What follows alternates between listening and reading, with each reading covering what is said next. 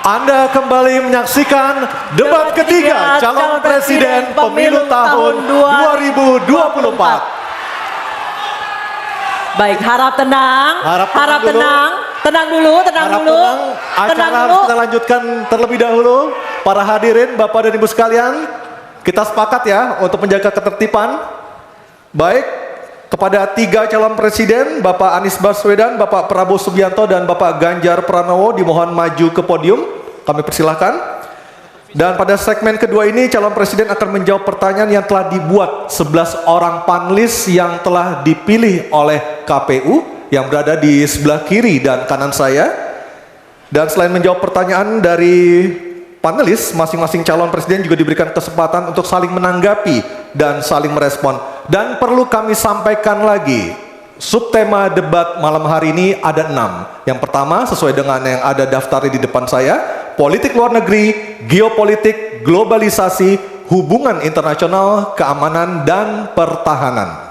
Hadirin sekalian, pada segmen pertama penyampaian visi misi dimulai dengan calon presiden nomor urut 3, maka di segmen kedua ini pendalaman visi misi dan program kerja akan dimulai dengan calon presiden nomor urut 1. Dan kami persilahkan Profesor Angel Damayanti, salah seorang dari panelis, untuk mengambil pertanyaan subtema di dalam fishbowl. Dan nanti diperlihatkan Bu Angel ke moderator dan ke kamera. Pertanyaan apa yang diambil oleh Ibu Angel Damayanti? Pertahanan. Baik. Dan selanjutnya panelis Ibu Kuri Safitri untuk mengambil undian daftar pertanyaan dari fishbowl. Ya, silakan Bu. Ada A, B, atau C. Kita tidak tahu apa yang diambil hurufnya. Huruf C. Oke, baik. Pertahanan huruf C. Baik, saya ambil ini A, B, C. Baik, kita akan buka amplop pertanyaannya. Pertanyaannya masih disegel ya. Bapak Ibu yang di rumah juga bisa melihat pertanyaannya masih disegel. Dan kami ingatkan para calon presiden untuk mendengarkan dengan seksama Bapak-Bapak, karena pertanyaan tidak akan kami ulang, hanya akan kami bacakan satu kali. Silakan dibuka Anissa. Baik. Lihat apa isi pertanyaannya. Baik, pertanyaan huruf C ya. Ya, pertanyaan untuk calon presiden nomor urut 1, Bapak Anies Baswedan. Pertahanan negara yang tangguh dapat dicapai dengan memanfaatkan teknologi siber, kecerdasan buatan, dan satelit untuk informasi geospasial.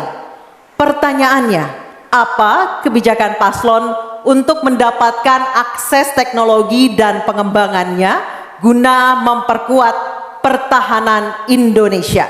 Waktu menjawab selama 2 menit Pak Anies, dimulai dari Bapak berbicara, kami persilahkan. Terima kasih. Sebelum saya menjawab pertanyaan itu, saya mengklarifikasi tadi data yang meleset. Maaf Pak Prabowo, angkanya terlalu kecil. Bukan 320 hektar, tapi 340.000 hektar. Saya klarifikasi.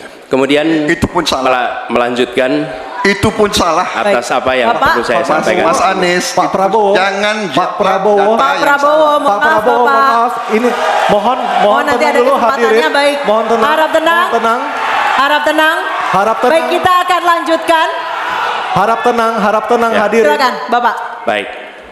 Ini adalah salah satu ancaman non tradisional yang makin hari makin nyata dirasakan di Indonesia. Kita merasakan keluarga-keluarga kita, HP, komputer, menghadapi tantangan hacking. Karena itulah menurut kami perlu sekali kita membangun satu struktur pertahanan cyber yang serius. Dan ini tidak cukup dengan memberikan tugas pada sekelompok orang. Satu adalah dengan membangun satu sistem yang komprehensif, perencanaan komprehensif yang melibatkan seluruh lembaga termasuk komponen masyarakat. Yang kedua adalah pengadaan teknologi-teknologi terbaru, tapi kuncinya bukan semata-mata pada teknologinya, kuncinya adalah pada pelibatan semua secara semesta. Yang ketiga, yang tidak kalah penting adalah mekanisme untuk merespon balik apabila terjadi kondisi serangan, sehingga bisa memiliki kecepatan untuk recover, kecepatan untuk kembali dalam sistem ketika terjadi serangan-serangan cyber itu. Jadi menyusun ini, satu adalah melibatkan secara komprehensif, yang kedua menggunakan teknologi terbaru, yang ketiga sistem recovery yang cepat. Terima kasih. Baik, terima kasih Pak Anies. Kami persilakan kepada calon presiden nomor urut 2 Bapak Prabowo Subianto untuk menanggapi calon presiden nomor urut 1 dengan waktu 1 menit saat Bapak berbicara akan dimulai. Silakan Pak. Iya, sekali lagi ya saya berpandangan Pak Anies juga terlalu teoritis, semuanya bagus, indah, tetapi yang nyata tentang masalah AI, cyber, teknologi tinggi dan sebagainya adalah sumber daya manusianya, awaknya. Saya begitu jadi menteri, saya membentuk 4 fakultas baru di bidang sains, teknologi, engineering dan mathematics. Kita menyiapkan putra-putri kita terbaik untuk menguasai teknologi, untuk menguasai sains, untuk menguasai artificial intelligence, untuk menguasai cyber. Bukan barang yang kita beli, kita harus kuasai know-how-nya, kita harus kuasai sistem yang harus kita pegang. Dan menurut saya itu adalah inti daripada masalah. Tidak hanya bicara-bicara yang baik-baik saja. Waktu sudah habis Pak Prabowo. Selanjutnya calon presiden nomor urut 3 Bapak Ganjar Pranowo untuk Baik, menanggapi. hadirin kami harap tenang. Hadirin tenang. kami harap tenang. Silakan Bapak Ganjar Pranowo untuk menanggapi jawaban calon presiden nomor urut 1. Waktu Anda 1 menit dimulai ketika berbicara. Yang pertama, kita mesti menguatkan BSSN dan kita penting untuk membuat security system yang baik. Bahkan selain membangun SDM dan infrastruktur yang baik, maka kecepatan internetnya dan coveragenya harus tinggi. Maka kalau kita kemudian membuat satu sistem infrastruktur yang bagus, jangan dikorupsi. Ini yang kemudian jadi persoalan, maka tidak pernah selesai. Dan tentu saja LPDP itu punya potensi yang sangat tinggi untuk memberangkatkan orang-orang, anak-anak hebat ke sana.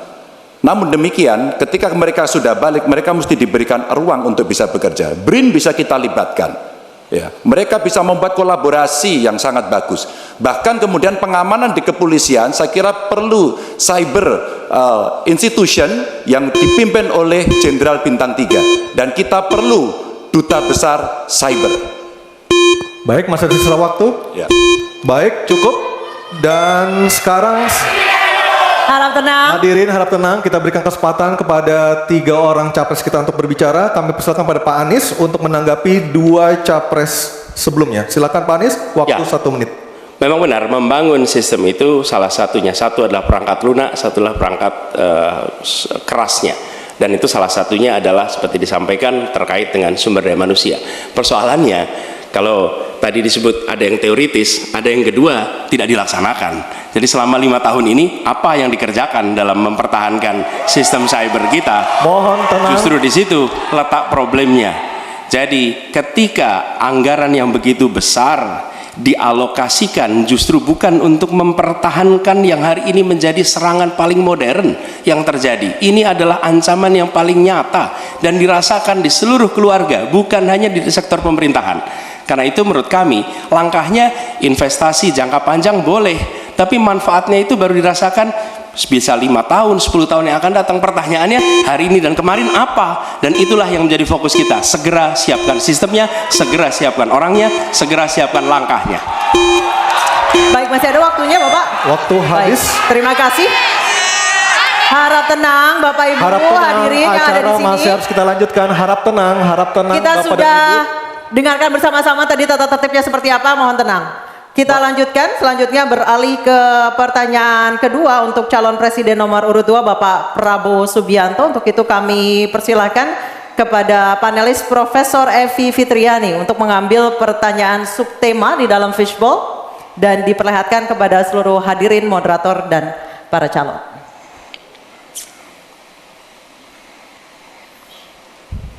Tema apa yang diambil oleh Ibu Evi? Kita lihat bersama-sama. Hubungan Hubungan internasional. internasional. Baik, saya akan mengundang Ketua Panelis Profesor Hikmahanto Juwana untuk mengambil undian daftar pertanyaan dari fishbowl di sebelah kiri saya. Silakan Profesor Hik. A, B atau C? Subtemanya hubungan internasional C. Hubungan internasional C.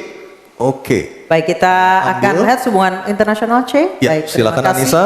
Masih tersegel. Masih tersegel dengan rapi. Bapak Ibu bisa melihat masih tersegel dengan rapi. Kita akan buka amplop pertanyaan sesuai dengan undian. Kami ingatkan kembali para calon presiden untuk mendengarkan dengan seksama karena pertanyaan tidak akan kami ulang. Pertanyaan untuk calon presiden nomor urut 2 Bapak Prabowo Subianto. Sebagai inisiator Dasar-Sila Bandung 1955, Indonesia menginspirasi dunia dalam membangun kerjasama Selatan-Selatan. Pertanyaannya, apa strategi paslon untuk menyusun peta jalan yang lebih konkret dalam memperkuat kerjasama tersebut? Waktu Silakan. menjawab 2 menit Pak Prabowo, kami persilahkan. Baik, dalam hubungan internasional yang utama bagi Indonesia harus tentunya kepentingan geopolitik kita dan kepentingan ekonomi kita. Karena itu yang utama adalah kita harus memperkuat ekonomi dalam negeri Indonesia. Kita harus menjaga kekayaan kita harus mengelola kekayaan kita harus hilirisasi supaya nilai tambah berpuluh-puluh kali naik. Kita kumpulkan kekuatan aset-aset dan keuangan kita sejahterakan rakyat kita, baru kita akan disegani, kita akan didengar oleh semua negara, terutama negara-negara selatan. Kita sekarang pun sudah jadi panutan bagi banyak negara di Afrika. Begitu banyak negara di Afrika sekarang melihat ke kita, datang ke kita, minta belajar dari kita, karena kita dianggap negara selatan yang cukup berhasil. Inflasi rendah, pertumbuhan masih ada, neraca perdagangan kita bagus, surplus perdagangan mungkin 5 tahun berturut-turut. Kita sekarang jadi panutan. Jadi leadership kita di dunia, di hubungan internasional akan tercermin dan terimpak oleh keberhasilan kita mengelola kekayaan kita, menghilangkan kemiskinan di negara kita, rakyat kita, meraih teknologi, menjadi negara industri. Itu yang akan membuat kita memimpin dunia selatan. Terima kasih. Baik, terima kasih Pak Prabowo. Hadirin mohon tenang, kami persilakan kepada Pak Ganjar untuk menanggapi jawaban dari Pak Prabowo dalam waktu 1 menit dimulai saat Bapak berbicara. Kami persilakan Pak Ganjar. Selatan-selatan kita punya potensi yang hebat. Kita punya sumber daya alam yang sangat bagus. Kalaulah kita mau konsentrasi saja untuk bisa menuntaskan kekuatan yang berbasis pada sumber daya alam, ambil satu saja, teknologi baterai. Maka kalaulah kemudian kita akan bekerja sama dengan selatan-selatan, nikel kita miliki, tapi boksit ya kita bisa share dengan beberapa negara yang lain. Ada juga litium umpama dengan Argentina. Maka kalau kemudian ini kita konsentrasikan penuh, betapa kekuatan ekonomi akan besar. Ini menciptakan lapangan kerja dan kita menyiapkan jemput bola SDM yang unggul untuk bisa meraih itu, dan kekuatan itu akan berimbas kepada rakyat kecil. 1, butuh lapangan kerja, 2, dia butuh daya beli yang baik, dan yang ketiga, mereka butuh pekerjaan karena ada lapangan kerja yang disediakan oleh pemerintah. Baik, waktunya habis. Baik. Harap tenang. Harap tenang. Selanjutnya giliran calon presiden nomor 1 Bapak Anies Baswedan untuk menanggapi. Waktu Bapak 1 menit dimulai ketika berbicara. Penjelasan tadi tidak menggambarkan tentang peran Indonesia di selatan-selatan. Itu hanya menggambarkan apa yang disampaikan Pak Prabowo tentang bagaimana kita membangun Indonesia. Dan ketika kita membangun dengan baik, tidak otomatis lalu jadi contoh. Yang harus dilakukan adalah seperti yang dilakukan ketika era Bung Karno pada waktu itu, Ali Sastroamidjojo. Apa yang dikerjakan? Merangkul semua. membawa apa yang menjadi agenda selatan-selatan, bukan menceritakan agenda kita. Semua orang bisa baca di Google tentang apa yang kita kerjakan. Tapi kalau kita menjangkau pemimpin-pemimpin selatan-selatan dan presiden menjadi panglima diplomasi, bukan sekedar hadir di forum-forum menjadi salah satu penonton, salah satu hadirin, tapi datang ke sana membawa ini agenda selatan-selatan. Apa misalnya? Kita berhadapan dengan climate crisis, yang biaya untuk menghadapi climate crisis itu tinggi sekali. Dan ketika kita bicara dengan selatan-selatan, yuk kita bicara dengan utara, bagaimana membiayai climate crisis sebagai satu kesatuan. Indonesia jadi pemimpin selatan-selatan. Baik, tenang hadirin kita harap tenang. Kembali kami berikan kesempatan kepada Bapak Prabowo untuk menyampaikan tanggapannya atas jawaban dari dua capres sebelumnya. Kami persilakan Pak dalam waktu 1 menit. Saya kok banyak setuju dengan Pak Ganjar ya. Ya, kalau benar masuk akal saya setuju. Kalau ngomong ya kumaha. Ya, jadi leadership apakah negara, apakah perorangan, tapi terutama juga negara harus dengan contoh ingarso sung telodo. Kita mau mimpin, kita mau bawa agenda, kita mau cerita itu cerita, omon, ya. Tak bisa. Kenapa negara-negara selatan sekarang melihat ke Indonesia? Karena kita berhasil membangun ekonomi kita.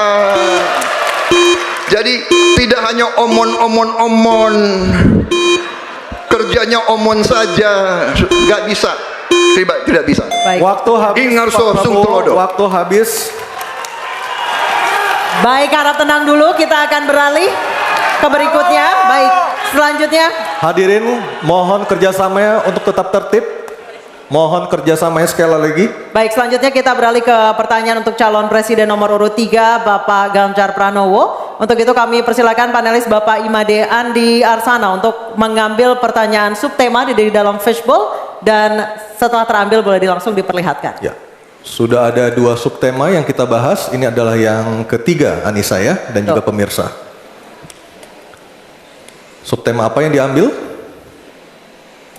Keamanan. Baik, untuk melengkapinya saya akan mengundang panelis Dr. Ian Montratama untuk mengambil undian daftar pertanyaan dari fishbowl di sebelah kiri saya.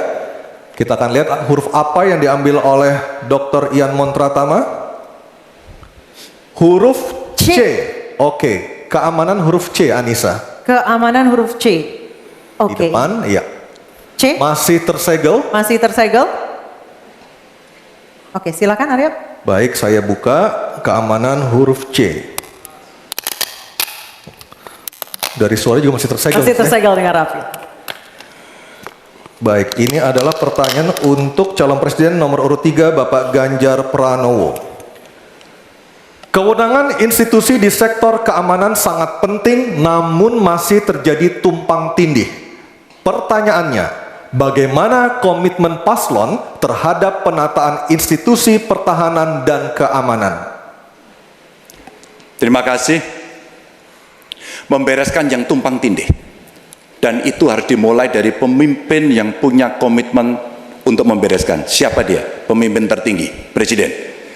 Maka kalaulah kemudian kita bicara pertahanan yang ada di laut, maka sekian lembaga yang ngurus laut mesti disatukan dalam sebuah wadah Coast Guard. Ketika kita bicara keamanan dan tumpang tindih, maka keamanan wilayahnya ada di kepolisian. Saya mengapresiasi umpama dalam konteks terorisme 2023 relatif tidak ada. Kita berikan apresiasi itu kepada kepolisian. Ketika kemudian terjadi pada situasi belahan Indonesia yang lain yang membutuhkan katakan bantuan dari TNI, maka disitulah kemudian on call mereka. Kami butuh bantuan, maka dibantu. Tapi pada sisi yang lain, pembenahan yang tumpang tindih ini di daerah sebenarnya juga bisa disupport agar keamanan bisa berjalan dengan baik. Siapa mereka pelaksana di daerah? Forkompimda.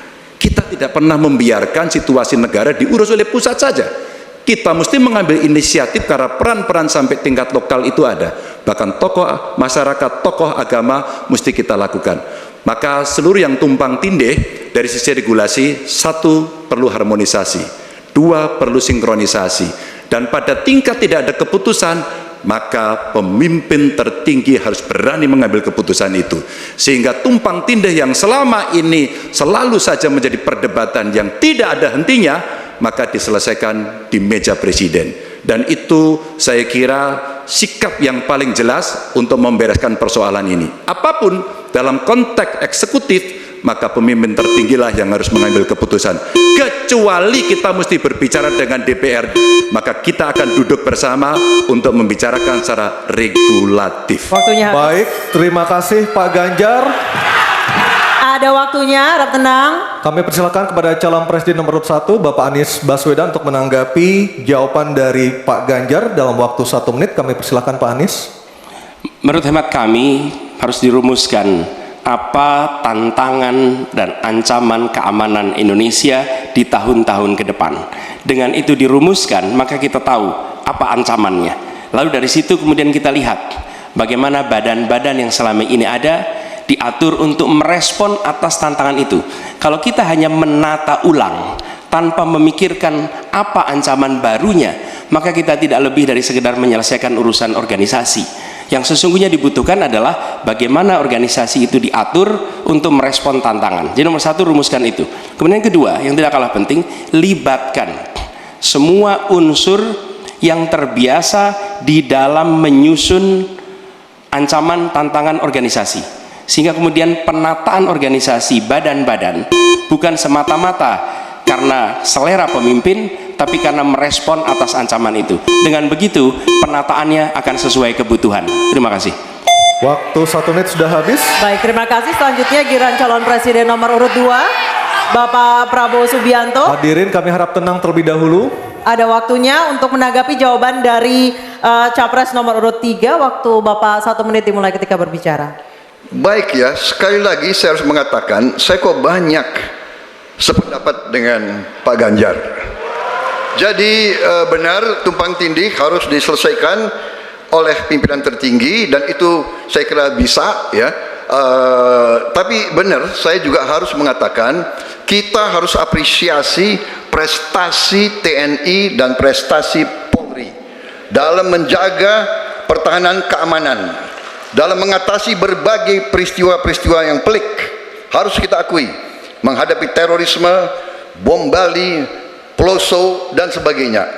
Untuk itu, saya kira kalau saya dapat mandat, saya akan perbaiki kualitas hidup TNI, kualitas hidup Polri, memimpin supaya TNI dan Polri menjadi yang terbaik yang bisa kita bangun. Dengan keunggulan TNI dan Polri, Polri langsung di bawah Presiden, kita akan berbuat terbaik untuk rakyat kita. Terima kasih. Selanjutnya kita kembali ke calon presiden nomor urut 3, Bapak Ganjar Pranowo, untuk merespon tanggapan dari kedua capres tadi. Waktu Anda 1 menit dimulai ketika berbicara, silakan. Ketika overlap kelembagaan ditanyakan kepada saya, maka saya sudah pelajari apa yang ada. Data, kondisi sosiologis, konflik antar kelembagaan, itu bukan tiba-tiba turun dari langit. Karena kami sudah baca datanya, kami melihat prakteknya, pengalaman kami 10 tahun di DPR dan 10 tahun di gubernur, cukuplah sudah untuk membuat analisis kondisi sosiologis yang ada. Maka tidak perlu lagi kita akan mengundang lebih banyak orang untuk meneliti starting from zero. Ini starting from the end. Dan kemudian kita mesti memutuskan cepat. Maka kalaulah kemudian seluruh data itu sudah ada di kepala kita, sudah tertuliskan dengan baik, maka yang diambil adalah keputusan karena kita punya konsep untuk memutuskan itu. Kecuali kita blank dan kita tidak pernah tahu dari mana Anda akan memulai. Karena saya tahu dari mana itu memulai. Terima kasih. Baik, terima kasih Pak Ganjar. 3 capres sudah memberikan jawabannya di segmen ini. Kita akan jeda terlebih dahulu dan kita masih akan terus kembali, Anissa ya. Betul, sejumlah gagasan nanti akan kembali disampaikan oleh para calon presiden 2024 dalam jawaban dan tanggapan para calon presiden. Kita nanti usai jeda, dan pemirsa tetap bersama kami di debat ketiga Calon Presiden Pemilu tahun 2024.